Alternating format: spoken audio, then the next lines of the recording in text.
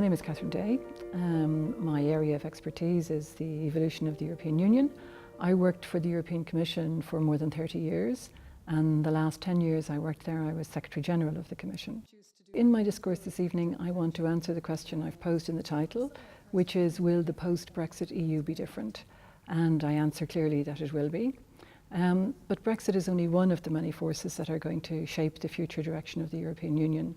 So I'm explaining how the 2004 enlargement has made a big difference. Also the financial crisis of 2008, because it took the EU beyond being a market, beyond the common market and the single market, into the politics as well as the economics that goes with being a currency union. I'm also going to examine some of the items currently on the agenda that will shape the future. For example, how does Europe solve the current migration crisis? And also, how does it deal with the forces of populism and anti-EU nationalism that are challenging the very existence of the EU? I will end on an optimistic note.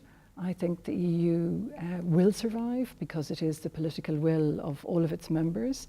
The departure of the UK will make a difference, but the EU will go on and I believe grow stronger and prosper in the years to come because of that unity of purpose.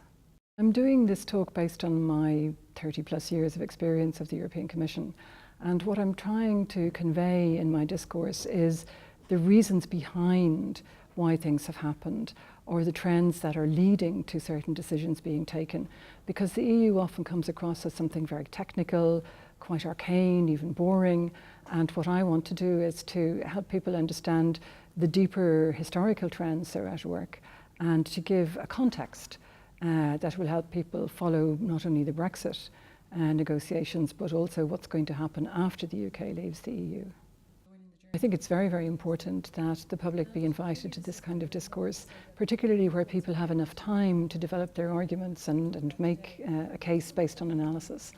And because I've worked at the centre of the European institutions for such a long time, I want to share my view about the reality about how the EU works as well as the theory, because I think a lot of people are concerned about where is the EU going and how is it going to affect me.